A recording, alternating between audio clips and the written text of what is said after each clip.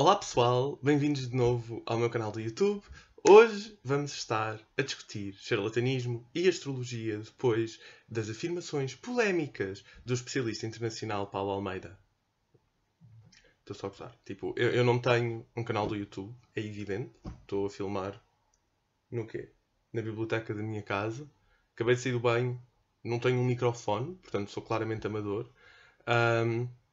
Tenho até vergonha, para dizer a verdade, disto tudo, mas achei por bem fazer um vídeo de resposta. Acho que é divertido também.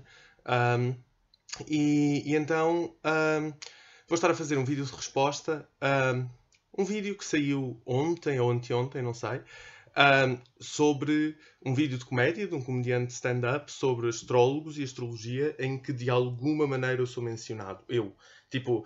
Eu tenho a certeza que, tipo, se alguém vir este vídeo sequer, não vai saber quem eu sou. Portanto, é, tipo, pretty big. Ganhei, basicamente, 5 minutos de fama. E não faço ideia como é que apareci lá. Mas, ótimo. Portanto, é uma boa razão para fazer aquilo que eu mais gosto, que é, tipo, dizer mal dos meus oponentes, gozar com cenas e falar de astrologia. Portanto, bora lá. Então, o vídeo foi feito pelo Paulo Almeida, que é uma pessoa de quem eu nunca tinha ouvido falar, mas que aparentemente é um comediante de stand-up, sem piada e que atua sentado e que essencialmente decidiu falar sobre astrologia. O vídeo não é particularmente brilhante, mas tem o mérito de nos permitir ver o que é que uma pessoa que não sabe nada sobre um assunto pensa sobre esse assunto e, portanto, desse ponto de vista é bastante engraçado, por isso acho que é uma vitória. O principal argumento, quer dizer, não é bem sequer um argumento, mas a principal afirmação do vídeo é que toda a gente ligada à astrologia ou é burra ou é charlatã. E é engraçado porque, para dizer a verdade, eu acho que a maioria das pessoas pensa isto. Aliás, eu digo sempre aos meus alunos de astrologia, quando começamos, preparem-se porque de agora em diante vocês vão ser sempre vistos ou como burros ou como charlatães. E é também uma questão de decidirem qual é que vocês preferem. Então, eu acho que isto é uma coisa que é evidente para muitas pessoas e por isso ao início fiquei bastante confuso com o propósito do vídeo e depois lembrei-me que de facto existe esta coisa, este processo maravilhoso na comédia moderna em que fazer comédia é na verdade dizer o que toda a gente já pensa e fingir que é uma coisa engraçada. Mas agora a sério, eu acho que isto tem mesmo de ser, os argumentos do Paulo têm de ser levados em muita consideração. Isto porque eu não consigo acreditar que fosse suposto eles terem piada.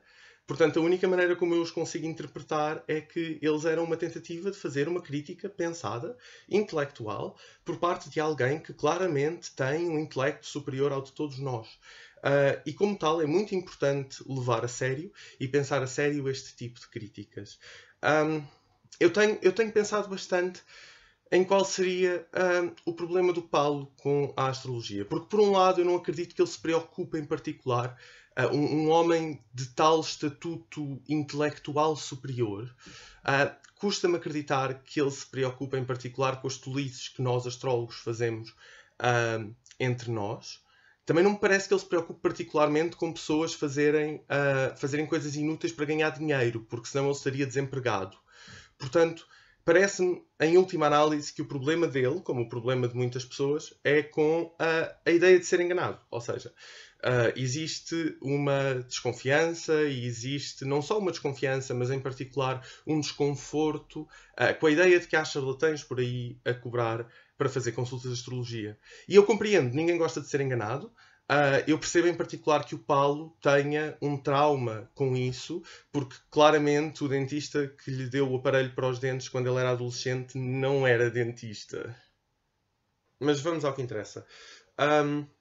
Como eu já vos disse, eu acho que o Paulo é alguém com um estatuto intelectual absolutamente superior. Acho que os seus argumentos devem ser levados profundamente a sério. E acho que podemos quase dizer que ele é um mestre. E eu tenho de admitir que nesta situação eu me sinto quase como a Bela. E portanto, mesmo sabendo que eu não tenho o estatuto intelectual para lhe responder, o que eu vou tentar fazer é mostrar alguns segmentos do vídeo dele e comentá-los e responder-lhes. Mas primeiro eu quero dar uma ou duas palavras sobre o que isto vai e o que isto não vai ser. Isto vai ser uma resposta com meia dúzia de argumentos, talvez, mas principalmente com piadolas.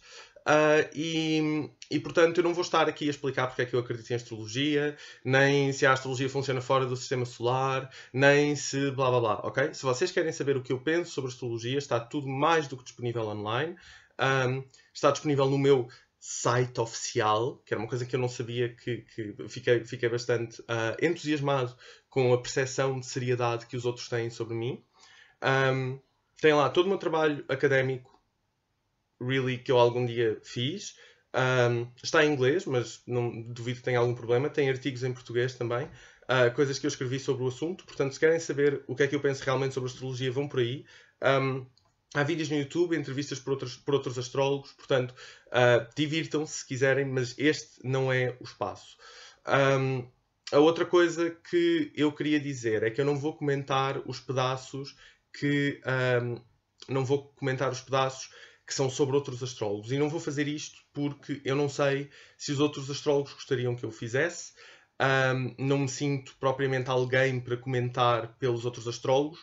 Não sei se os outros astrólogos concordam com a minha perspectiva sobre a astrologia e, portanto, vou só manter-me completamente fora disso. Portanto, o que eu vou comentar é a primeira parte sobre astrologia em geral e os meus 2 minutos de fama no fim. Agora, eu sei que de um certo ponto de vista, a atitude adulta a ter perante isto era saber que é só um vídeo de comédia, ignorar, não fazer nada, mas as pessoas que me conhecem sabem que eu sou uma criança mimada e as crianças mimadas querem o seu brinquedo. E por brinquedo eu quero dizer a destruição e humilhação pública de todos os meus inimigos. E, Paulo, eu sou astrólogo, portanto, prepara-te para ver estrelas. No que diz respeito a pessoas burras, para mim existem 3 tipos. As pessoas burras, as pessoas mesmo burras, depois noutro nível completamente à parte, as pessoas que acreditam em signos. Então, o vídeo começa bem.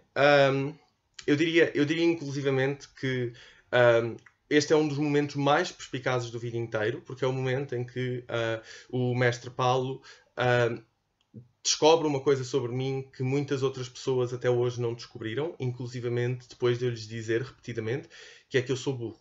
As pessoas à minha volta têm o hábito até bastante irritante de achar que eu sou inteligente, quando eu lhes tento explicar constantemente que eu realmente não sei grande coisa. Quem me mostrou, eu admito que fui até bastante recentemente um miúdo relativamente arrogante. Quem efetivamente me mostrou a dimensão da minha ignorância foi o meu orientador de mestrado, como o Paulo disse, o Sócrates. Vamos lá ver se nos entendemos. Os planetas existem há bilhões de anos. E há bilhões de anos que eles andam para aí a fazer a sua vida normal de planetas. Vaguear pelo espaço, rodar sobre o próprio eixo e receber ocasionalmente a visita do Matt Damon. Então por que raio é que a sua existência e posicionamento num determinado dia, a uma determinada hora, iria afetar a vida de um indivíduo que nasceu na buraca? Ok, boa. Aqui nós temos outro magnífico argumento do mestre Paulo. Eu queria até complementá-lo dizendo que o Sol, que tem mais de 4 mil milhões de anos, é também absolutamente inútil e não tem qualquer influência na vida de alguém que nasce na buraca. Aliás, seria impensável que depois de tantos mil milhões de anos em que os planetas nem existiam e depois passaram a existir e têm andado a girar em torno do Sol, é impensável que uma estrela como o Sol tivesse qualquer influência na vida de qualquer um de nós. Portanto, claramente isso não é verdade. Nós não temos qualquer necessidade do Sol, nós não dependemos dos ciclos associados ao Sol, nós não dependemos da presença do Sol. Ele é demasiado velho para isso, nós somos demasiado insignificantes para isso e, portanto, eu queria agradecer, porque ao contrário de mim, o Paulinho parece ter tomado atenção às aulas de estudo do meio e por isso, obrigado. Mas eu também queria dizer, fora de brincadeiras, que há muitas maneiras de pensar a astrologia fora de um sistema causal, ok? Não são todos os astrólogos, eu diria até que já nem são a maioria dos astrólogos, que dizem que os planetas influenciam a vida das pessoas. Isto é uma tradição específica da astrologia, começa com Ptolomeu, portanto é uma tradição ptolomaica aristotélica, que começa nos primeiros séculos da nossa era, na Grécia, depois da grande síntese grega, e que atravessa uma grande parte da história do Ocidente, em particular porque foi a tradição que era mais permissível no contexto medieval durante a Igreja Católica. Portanto, é a tradição que São Tomás de Aquinas defende e que de alguma maneira escapa às autoridades da Igreja. Mas existem outras tradições astrológicas com outros entendimentos da astrologia que são completamente diferentes. Nomeadamente a tradição catárquica, que seria uma das mais antigas na Grécia, e a tradição neoplatónica, que é uma que sobrevive até aos dias de hoje e que continua a ser bastante disseminada nos dias de hoje. E estas tradições não falam em causas, falam em sinais, são na verdade um tipo de crença que se aproxima muito mais da religião do que da ciência, e aliás a palavra signo relaciona-se etimologicamente com a palavra sinal, não com a palavra causa. E portanto é só para deixar explícito que existem tradições e existem muitos astrólogos que não pensam que os planetas causem coisa nenhuma. E eu incluo-me neste espaço e nestas tradições astrológicas. Agora, é verdade que tudo o que eu acabei de dizer é uma grande seca e eu provavelmente já vos perdi. Eu sei que é uma seca. E eu sei que não é propriamente a coisa divertida de falar sobre signos, e talvez seja por isso que o Paulo simplesmente decidiu não ler sobre o assunto antes de fazer o vídeo. Não ligues, sabes que eu sou caranguejo e os caranguejos têm todos um feitio lixado. Não, tu és assim porque és um merdas. Tens um feitio de merda e é por isso que ninguém gosta de ti. Ok. Eu juro que não uso linguagem astrológica para me desculpabilizar. Quer dizer, eu uso linguagem astrológica para me desculpabilizar, mas só porque sou gordo. E, portanto, é porque tenho Júpiter angular. Mas de resto eu não uso. Aliás, isto é uma incongruência típica de Gêmeos, mas eu juro que não uso linguagem astrológica para me desculpabilizar. Mas, de novo, pronto. É assim. Nem todas as abordagens astrológicas são necessariamente causalistas ou essencialistas. Portanto, nem todos os astrólogos concordam com este tipo de conversa de justificação dos seus defeitos através de linguagem astrológica. É um tipo de abordagem que eu critico ferozmente na minha tese de mestrado, se alguém a quiser ler. Com certeza que o Paulo não precisou de a ler, por ser uma mente iluminada. Mas não é isto que eu diria até a maioria dos astrólogos faz. Aliás, eu diria que neste clipe nós conseguimos finalmente entender realmente o quão apurado o intelecto do Paulo é, porque nós conseguimos ver o seu amplo conhecimento em sociologia e antropologia e, acima de tudo, o seu entendimento profundo de como a personalidade humana funciona, quando ele usa esse grande argumento, esse argumento que tem sido fundamental nas partes mais altas da nossa tradição filosófica e intelectual, que é o argumento do porque sim, que as pessoas têm feitios de merda porque sim. Certamente não existem considerações sobre contexto em nenhuma área que aborda o ser humano enquanto um todo. O melhor argumento, aliás, a melhor conclusão a que nós algum dia chegamos é que as pessoas são como são porque sim. Isto é engraçado, porque isto é também uma perspectiva essencialista, não é? Tu és assim porque és assim, talvez até mais que a da astrologia, e não conhecendo eu a comédia do Paulo, se as pessoas são como são porque sim, eu não sei se é a área certa para ele. Só para este videozinho. Odeio Gêmeos, odeio. Oh baby, passavas uma noite comigo e mudavas de opinião. A única pessoa que tinha realmente razões para não gostar de Gêmeos era a Maddie. Porque os gêmeos irmãos dela mataram-na para ficar com a herança. Bem, pessoal, parece que o tipo que me acusou de charlatanismo por ser astrólogo é um comediante que não inventa uma piada nova desde 2007. Uma das características mais irritantes das pessoas que acreditam em signos é que elas tratam a astrologia como se fosse de facto uma ciência. Ok, isto não é verdade. E eu, mais uma vez, não quero incomodar o mestre Paulo com a rudeza e a simplicidade do meu pensamento, mas eu diria que há uma grande quantidade de astrólogos e uma grande quantidade de astrólogos proeminentes que não tratam a astrologia enquanto ciência. Ponto. eu sou um desses astrólogos, mas eu não sou um astrólogo proeminente, portanto ninguém se importa. Mas, mais uma vez, se alguém tiver qualquer interesse, eu, na minha tese de mestrado, desconstruo completamente a ideia de que a astrologia é uma ciência. Aliás, desconstruo inclusivamente a ideia de que a astrologia é uma pseudociência. A astrologia só não é do reino do científico, acho que vamos falar disso depois, mas eu imagino que vocês queiram gente mais interessante e com mais sumo do que eu. Eu diria que as duas melhores críticas por astrólogos à ideia de que a astrologia é uma ciência estão no The Moment of Astrology, do Jeffrey Cornelius, em que ele completamente arruína as expectativas de alguns outros astrólogos de que a astrologia é uma ciência, e no Astrology, Science and Culture, do Patrick Curry, em que ele também discute bastante até as várias correntes dentro do pensamento astrológico contemporâneo, e critica bastante a ideia de que a astrologia é uma ciência. Desconstrói completamente essa ideia. Depois desconstrói todas as outras ideias porque é pós-modernista e vocês sabem como esses gajos chatos são. Não é.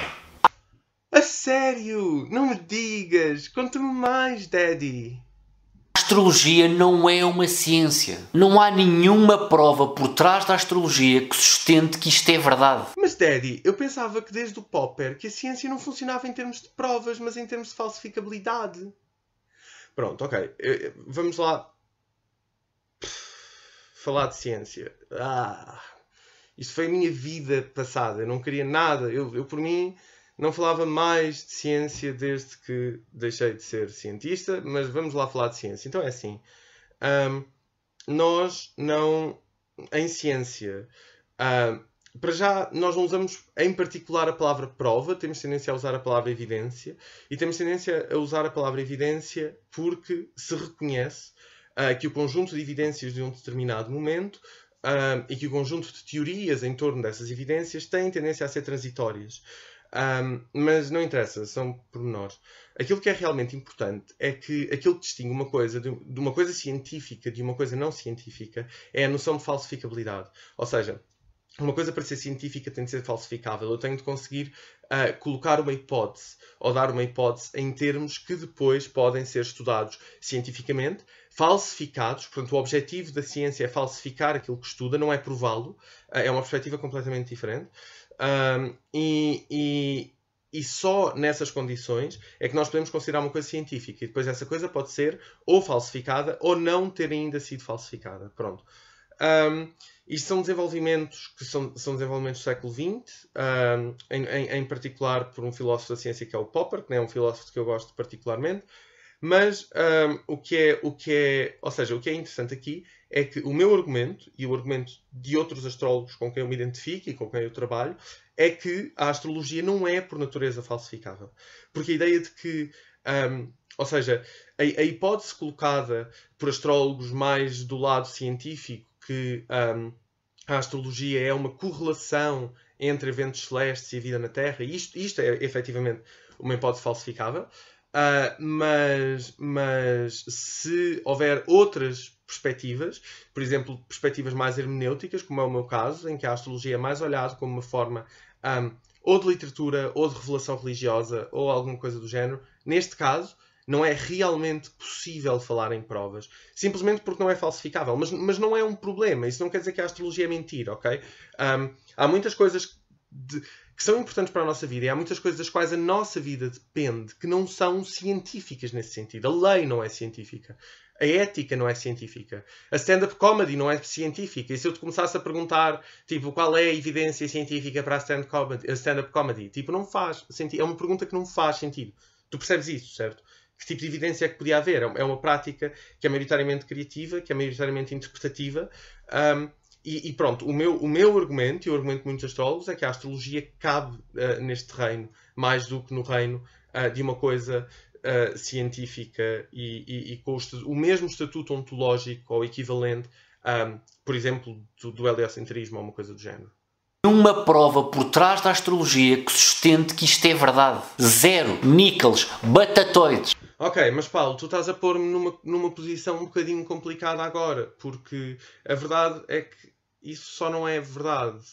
Não é. Ou seja, mais uma vez isto tem a ver... Eu acho que tem a ver com o que acontece com a percepção pública daquilo que é a ciência.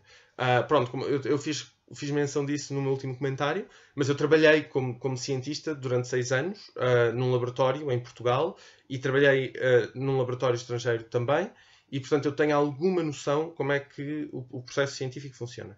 E, portanto, quando as pessoas dizem que não há evidências para a astrologia, não quer dizer que as evidências são zero níqueos batatoides. O que eles querem dizer é que não é possível criar um consenso em torno da astrologia porque os resultados são mistos e em tensão. E eu posso dar-te bibliografia para isto sem problema nenhum. Tu tens resultados de estudos relacionados com astrologia que são resultados bastante impressionantes. E tens resultados que são claramente resultados nulos. Pronto. E isto é que é interessante. Por exemplo, o caso mais famoso, que é também dos que eu acho mais desinteressantes, é o caso do Michel Gauquelin, que toda a gente fala, que encontrou o suposto efeito Marte, em que consegue correlacionar a posição de Marte no mapa de astrólogos com o facto de eles serem atletas, e faz isto com outras profissões também.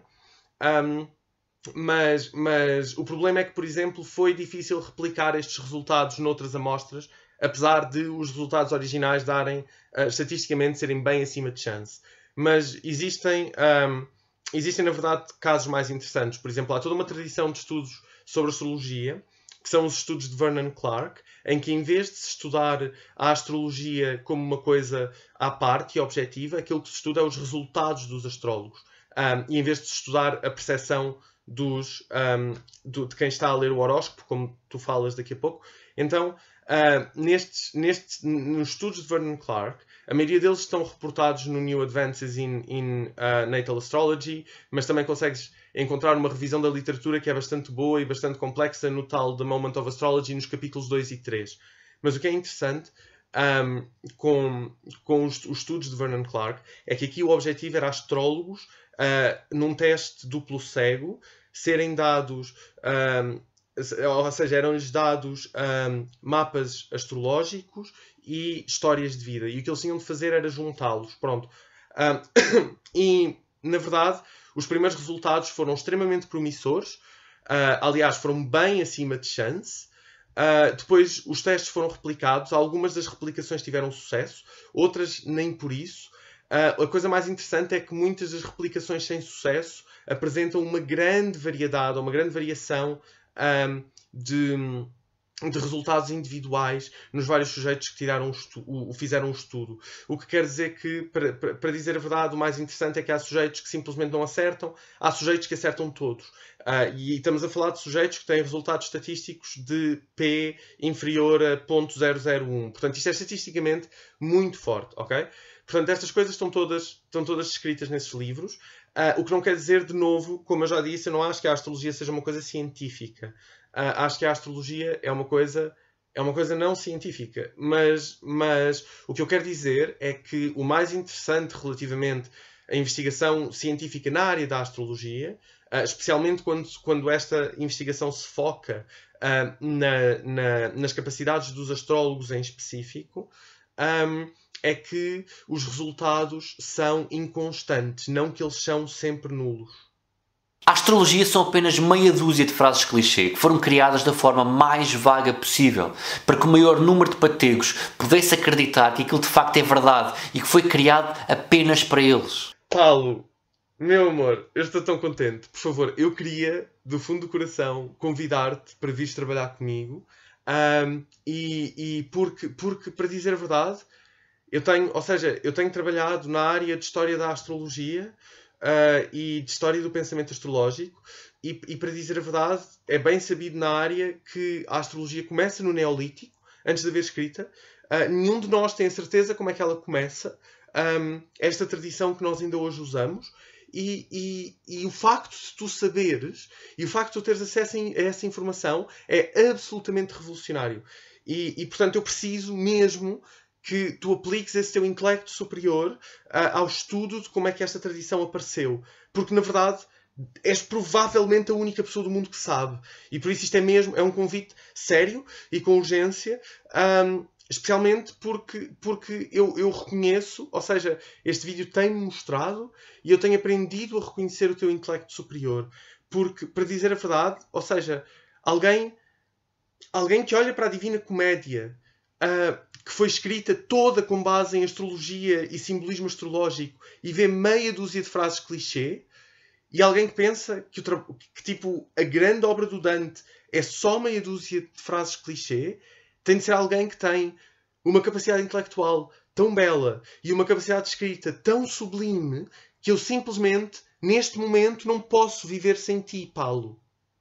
Querem uma prova? The assertions in astrology are so general and open to interpretation that we can always find a way to see it in a factual light. We saw this affecting James Randi's famous astrology tests. Participants were given specific horoscopes based on when and where they were born. After reading, they all rated their horoscope as very or extremely accurate. Then they were passed their neighbor's horoscope and learned that they all had the same exact one. Ok, eu amo a Lacey Green. Portanto, fico feliz que a tenhas usado. Pergunto-me como é que ela se sentiria com o facto de tu fazeres piadas de violação neste vídeo, por acaso. Mas isso são outros carnavais. Aquilo que eu acho interessante é que, por mais que eu adoro a Lacey Green do fundo do meu coração, a Lacey Green não constitui em si mesma nem evidência científica, nem literatura científica. Portanto, ela não é uma referência. Ela faz referência a um estudo, que é um estudo que tem diversos problemas. E eu posso apontar os problemas sem qualquer questão. O primeiro problema é um estudo com horóscopos de jornal, ou com horóscopos populares, que obviamente coisas de jornal e coisas populares não são feitas para ter qualquer nível de precisão, são feitas para entretenimento. Tu imaginas que seria a mesma coisa que eu dizer que química é uma fantochada porque aqueles exercícios de ciência para jovens que vêm na parte de trás de cereais são parvos, ok? É o mesmo nível de coisa que esse estudo está a fazer. A outra coisa que esse estudo está a fazer é que se está a basear na obra de um astrólogo. Portanto, tu tens muitos astrólogos, como tens muitos cientistas. Portanto, eu posso, sem problema nenhum aqui, trazer cientistas para cima da mesa que são maus cientistas e tentar descredibilizar a ciência com base num mau cientista. Portanto, tens noção que em termos de argumento, ou seja, e em termos de estrutura do estudo e de desenho do estudo, é um mau desenho de estudo. A única coisa que esse estudo mostra, e isso efetivamente mostra, é que aqueles textos em específico, que são vagos, têm a capacidade de parecer extremamente precisos para quem os lê. Ótimo, perfeito. Nós sabemos que os textos fazem isso. Mas não mostra mais nada do que isso. E ainda por cima, o que é mais interessante no meio disto tudo, é que nós até podíamos argumentar, ou nós até podíamos discutir, que não tem mal que assim seja. E não quer dizer que uma coisa seja mentira, só porque assim é, não é? Porque só porque muita gente se identifica com um livro, quer dizer que esse livro é vago, ou quer dizer que esse livro não tem informações importantes. E mais uma vez isto prende-se com entendimentos hermenêuticos, não é? Portanto, especialmente em hermenêutica medieval, havia um entendimento muito explícito, que era chamado o nível do tropológico, que é o nível em que tu percebes que um texto, seja qual for a natureza do texto, é também sobre ti. E, portanto, isto era expectável da parte de textos escritos. Não é uma coisa, mais uma vez, que seja falsificável do ponto de vista científico, mas é um conceito importante em noções de hermenêutica. E, portanto, qual é o problema? Ou seja, muita gente se identifica com Harry Potter. Há um problema com o livro, ou seja, é porque o livro é vago. Muita gente se identifica com a Bíblia, é porque a Bíblia é vaga. Muita gente se identifica, sei lá, muita gente se identifica com Hemingway, muita gente se identifica com todo o tipo de escritores. E ninguém vai dizer a obra destes escritores é vaga ou é desprovida de sentido. Portanto, mais uma vez, há aqui qualquer coisa no argumento, ou seja, há uma quantidade de assunções que são levadas como autoevidentes, que eu não acho que sejam autoevidentes e que eu não acho que sejam justificadas. Mas eu também percebo que tu sabes isto tudo. Eu também percebo que tu papas hermenêutica ao pequeno almoço e percebo que só não falaste isso no teu vídeo porque não me querias assustar e porque não me querias fazer sentir diminuído. E eu respeito isso, mas também queria só dizer que podes sentir-te à vontade, podes falar dessas coisas comigo. Eu tento acompanhar, mesmo que... Ou seja, eu sei que estou na terceira categoria de burro, mas eu faço um esforço para tentar acompanhar, a sério. A astrologia está na moda. Basta dar uma olhadela pelas redes sociais e todos os dias vemos dezenas e dezenas de pessoas a partilhar memes hilariantes sobre signos. Frases divertidas que, segundo eles, descrevem na perfeição os seus familiares, colegas e amigos. Claro que sim. Todos nós sabemos que memes são a melhor maneira de saberem o que é que as pessoas acreditam. Piadas, é isso. Aliás, tu concordarias que pessoas que fazem piadas racistas são racistas. E concordarias que pessoas que fazem piadas machistas são machistas, não é? Tipo tu concordarias com isso. Ou o adágio do é só uma piada, ou o adágio da liberdade de expressão no humor só se aplica a machistas e não se aplica a astrólogos. Só tipo para saber. Convencer uma destas pessoas que a astrologia não é verdade é quase tão difícil como convencer o David Carreira que a música que ele faz é uma merda. Bem, então é assim, uma das minhas tarefas durante o mestrado, que tanto te fascinou, foi precisamente ler críticas à astrologia. Portanto, eu já li as críticas à astrologia mais sofisticadas a que nós temos acesso. A crítica do Cícero, a crítica do Santo Agostinho, a crítica do Pico della Mirandola. E, para dizer a verdade, e naturalmente críticas modernas, como as críticas do Neil deGrasse Tyson ou do Richard Dawkins. E para dizer a verdade, eu tenho de admitir que a tua crítica me desapontou um pouquinho. Não houve grandes argumentos avançados, a maioria foram falácias de espantalho ou argumentos de redução ao absurdo.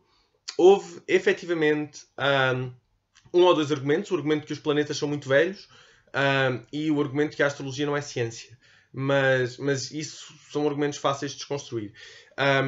Eu diria que ou seja, aquilo que eu acho e a minha avaliação é que, comparado com o Cícero e comparado com o Santo Agostinho, os teus argumentos não me moveram tanto. Eu admito que fiquei com crises de identidade depois de ler o Cícero. Tu nem tanto. Agora, eu também sei, mais uma vez, tu fizeste isso porque sabes que eu sou burro e tiveste medo de me esmagar com a proeza intelectual das tuas críticas. E eu compreendo. Mas eu também sei que está dentro do teu poder, e está dentro do teu poder intelectual, tu expandires só ligeiramente, só vagamente a crítica do Cícero. Ou do Santo Agostinho, ou do Pico della Mirandola. E eu sei que se tu fizeres isso, tu convences-me. Porque eles quase conseguiram, mas havia lá uns buracos e umas coisas que era efetivamente... era possível passar pelos intervalos da chuva. Agora, eu sei que um homem da tua estatura intelectual, com muita facilidade, expande a crítica um pouquinho e aí eu vou estar convencido. E, portanto, eu fico à espera, Paulo. Um dos factos mais engraçados desta associação é que logo na página inicial eles dizem, e passo a citar, que a Aspas é uma organização sem fins lucrativos que foi criada com o objetivo de credibilizar a atividade da astrologia no nosso país. Estranho. Se eles acreditam assim tanto na banha da cobra que estão a vender, por que raio é que tiveram que criar uma associação cujo fim é credibilizar uma coisa que à partida já devia ser credível por si só? Ok, eu admito que não sou o maior fã do discurso da Aspas e que não me identifico completamente com o discurso da Aspas. Mas eu também, ou seja, eu sou chato, eu não me identifico com o discurso de ninguém e depois arranjo problemas e não interessa. Mas o que tu estás a fazer é pouco mais do que um jogo de semântica. E um jogo de semântica barato, eu espero que tenhas noção disso. Porque se coisas credíveis nunca precisassem de ser credibilizadas, então o verbo credibilizar não existiria, não é? Ou seja, às vezes coisas credíveis, ou que deviam ser credíveis, não têm a credibilidade merecida. Eu posso dar um exemplo histórico, o heliocentrismo, não é? Há toda uma campanha de credibilização do heliocentrismo, porque o heliocentrismo era assim uma espécie de terraplanismo da época. Portanto, convenhamos que não é porque uma coisa é credível ou deve ser credível que não está credibilizada. Mas pronto, como eu disse, eu não concordo particularmente com esse discurso, só queria deixar bem explícito que o que tu estás a fazer é pouco mais do que um jogo de palavras, ok? Pronto. Ok, pronto. Agora, como eu vos disse, vou ignorar toda a parte que é sobre outros astrólogos, não vou sequer mencionar o nome deles. Acho que é melhor cada pessoa falar por si e também não quero pôr palavras na boca das outras pessoas. E, portanto, vou saltar para aquilo que é o meu terceiro assunto preferido depois da astrologia e religião, que sou eu. Pronto, bora lá ver o que é que o Palito tem a dizer sobre mim. A outra pessoa que chamou a minha atenção nesta reportagem chama-se Simão Cortês. Ok, Paulito, pronto, já percebi. Chamei a tua atenção. Agora, o que eu quero saber é porquê. É porque eu sou giro? É porque eu sou gordo e ocupo espaço? É porque eu tenho um lindo cabelo sedoso significado pela minha Vênus no meio do céu? Porquê? Porquê? De acordo com a bio que podemos encontrar no seu site oficial, Simão Cortês nasceu em 1993, quando o Sol atravessava o signo de Gêmeos. Paulo, que desilusão. Perdeste uma ótima oportunidade de me dizer que o Sol não anda. Isso é das coisas que os críticos de astrologia mais gostam de fazer. Dizer assim, o Sol não atravessa nada, é a ilusão causada pelo movimento de translação da Terra. Na verdade é a Terra que está a atravessar. Como assim?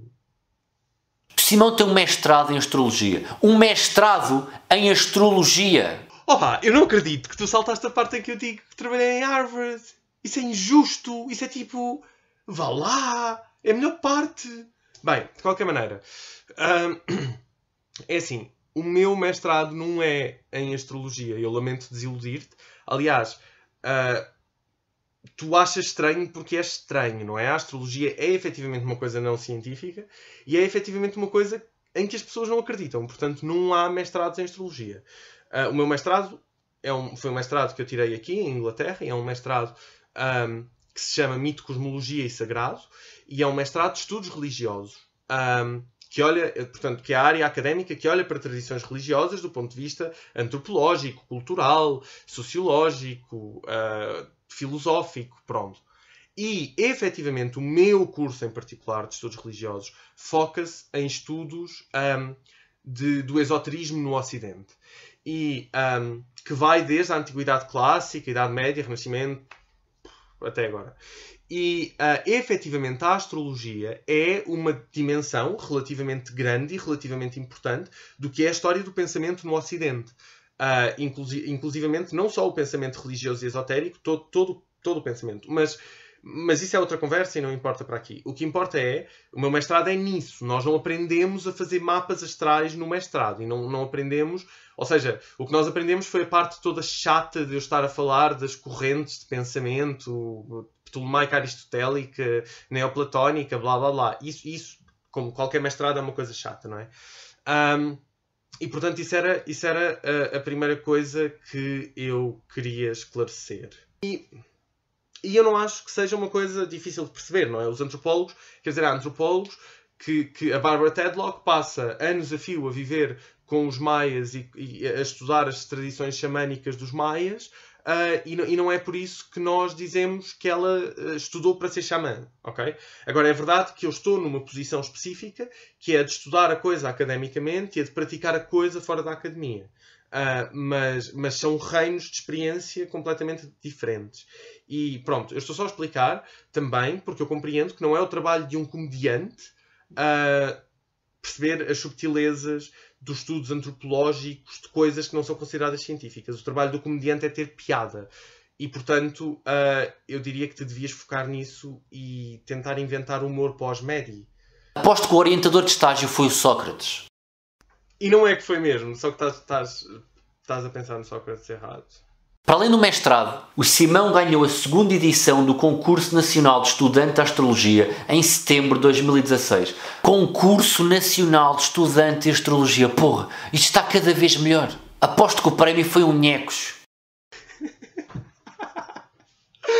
Agora a sério, mas eu digo isto a sério, ouve, eu sei, eu fui um bocado sacana durante o vídeo e tens toda a razão, mas eu juro, desta vez não é como jurar tu ser gordo, mas eu juro que isto é verdade.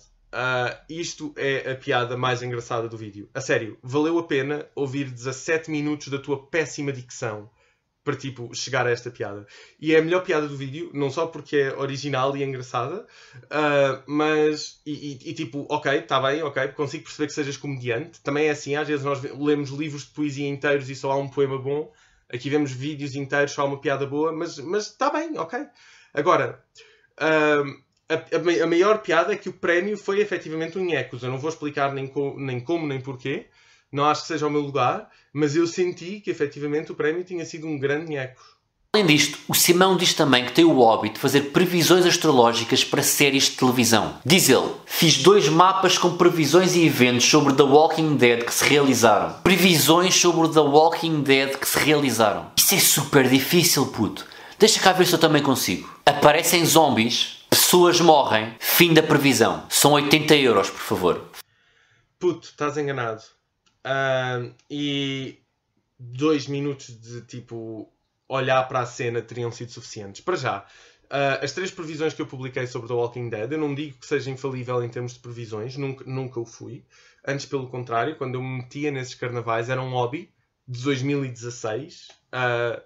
Já não é um hobby em 2019, mas quando eu me metia nesse tipo de carnavais, eu inclusivamente fazia posts em que dizia as coisas que tinha acertado e as coisas que tinha errado, sempre com toda a transparência. Não tenho o menor problema em ir por aí. Também acho que existe uma lógica um bocado doentia com a coisa do acerto do astrólogo, em particular porque ninguém desconfia da medicina por haver erros de diagnóstico e por haver volumes largos de erros de diagnóstico.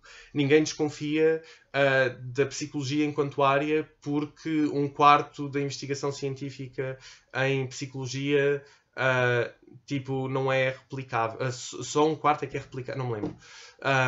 Mas isso foi um estudo que saiu na Nature há 2 ou 3 anos. Uma grande percentagem de estudos na área de psicologia não são replicáveis. Ninguém desconfia dessas coisas. Então, existe também aqui uma coisa que é... Eu não gosto de entrar por aí, porque eu percebo que há críticas justas e intelectuais à astrologia, mas há uma coisa de preconceito a jogar aqui também. E pronto. Portanto, sempre tive, sem problema nenhum, toda a vontade de admitir as coisas que erro e as coisas que acerto. Agora, as 3 previsões que eu estava a falar, em particular nesse artigo, não eram 2, mas é culpa do artigo, não é culpa tua, foram previsões que se realizaram, efetivamente, e foram previsões as 3 sobre cliffhangers e sobre personagens específicas que em 2 casos, portanto, num caso parecia que a personagem tinha morrido, no outro parecia que a personagem tinha sido raptada, e num terceiro caso parecia que a personagem ia morrer. Portanto, eu fiz efetivamente mapas horários, que é um tipo diferente de astrologia, para cada um desses cliffhangers, e postei as respostas. E o mais engraçado, relativamente ao que tu disseste, é que nenhum deles tinha morrido e a miúda não tinha sido raptada. Então, efetivamente, até foram, na verdade, mapas extremamente secantes para aquilo que podia ser com The Walking Dead. Mas, o link disso está nos comentários. O link disso está na descrição. A data de postagem está disponível. A data de saída dos episódios com as respostas deve estar disponível no IMDb ou uma coisa assim. Portanto, são coisas que são confirmáveis e que eu não estou a falar de 31 de boca. Está tudo, disponível. E talvez para o teu intelecto subtil estas coisas sejam excessivamente vagas, mas eu não diria que são. Diria que são tão precisas quanto podiam ser. Pronto, de qualquer modo, já que estamos agora a fechar, o vídeo está a chegar ao fim, acho que já podemos falar um bocadinho a sério, e eu fiquei bastante desiludido com este último pedaço do Walking Dead, porque eu na verdade pensei que ou seja, há muitas coisas para gozar, por exemplo, nomeadamente a ideia... Pronto, agora já sabes que eu não penso nos planetas como influências, mas não sabias. E, portanto, a ideia de que planetas influenciam personagens fictícios. Isso era engraçado, não era? Era bom fazer piadas sobre isso. Mas efetivamente não foste por aí, eu percebo, escolhas criativas, mas fica a dica. E a outra coisa que eu queria dizer, que é outra coisa que tem bastante piada no vídeo, foi a tua assunção esquisita de que eu cobrava 80 euros por... valor que eu ainda não cobro por nenhuma das minhas consultas, mas que eu cobrava 80 euros por previsões sobre The Walking Dead, quando eu disse especificamente que isso era o meu hobby. E eu achei estranho, mas depois pensei nisso, e não é assim tão estranho, pois não. Porque é mesmo isso que comediantes de stand-up fazem, não é? Cobrar pelo seu hobby. Bitch.